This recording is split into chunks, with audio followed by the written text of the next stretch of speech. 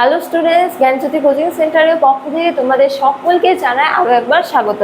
তো স্টুডেন্টস, আজকে আমি যে বিষয় নিয়ে পুনরায় তোমাদের সামনে চলে এসেছি তা হলো পল্লব যুগের চিত্রকলা নিয়ে। তো আলোচনা শুরু করার পূর্বে তোমাদের একটা ছোট ইনফরমেশন দিয়ে রাখি যে ওপরে বোর্ডে তোমরা দুটো নাম্বার দেখতে পাচ্ছ, এটা আমাদের কোচিং সেন্টারের হেল্পলাইন নাম্বার।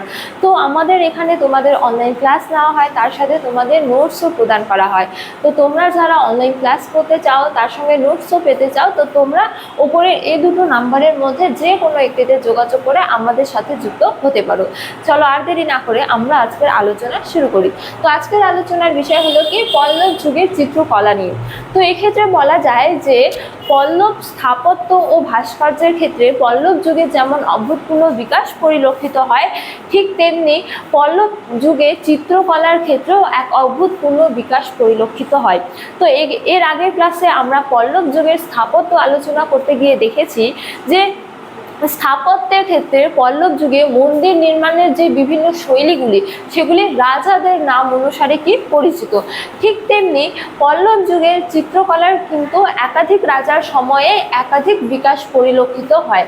তো যেমন বলা যায় যে প্রথম মহেন্দ্র বর্মনের আমলে পল্লব চিত্রকলার ক্ষেত্রে আমরা দেখতে পারি যে প্রথম মহেন্দ্র বর্মন খ্রিস্টীয় 7ম শতকে যে সিওল ভার্সনের জৈন মন্দিরটি নির্মাণ করেছিলেন, সেই মন্দিরে পল্লব চিত্রকলার এক অভূতপূর্ণ নিদর্শন পরিলক্ষিত হয়।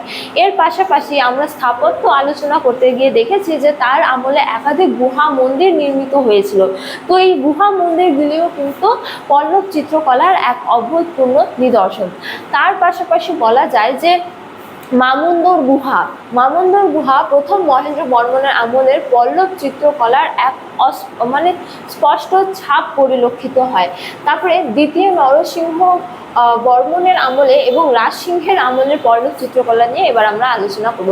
তো বলা হয়েছে যে দ্বিতীয় নরসিংহ বর্মনের আমলে এবং রাজসিংহের আমলের কিন্তু পল্লব চিত্রকলার বিকাশ পরিলক্ষিত হয়। যেমন বলা যায় যে তাদের আমলে পনমলই ও কাঞ্চির মন্দিরগুলি যে নির্মিত হয়েছিল, সেগুলিও কিন্তু পল্লব চিত্রকলার এক অভূতপূর্ণ গুরুত্বপূর্ণ নিদর্শন। যেমন বলা হয়েছে যে পনমলই মন্দিরে পা বাঁকিয়ে, দাঁড়িয়ে বা বসে শিবের নৃত্য প্রদর্শনের যে চিত্রটি, সেটি কিন্তু পল্লব চিত্রকলার বিকাশ সম্পর্কে আমাদের ধারণা দেয়। এছাড়া আরেকটি অন্যতম নিদর্শনের ক্ষেত্রে বলা যায় যে কাঞ্চির কৈলাসনাথ মন্দিরে উমা, শিব এবং কার্তিকের অবস্থান এত সুন্দরভাবে অবস্থান করা হয়েছে, যাও কিন্তু পল্লব চিত্রকলার বিকাশের ধারা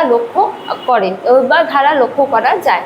তো যাই হোক, পরিশেষে বলা যায় যে সব মিলিয়ে পল্লব চিত্রকলা দক্ষিণ ভারতের চিত্রকলার ইতিহাসে এক বিশিষ্ট স্থান দখল করেছে।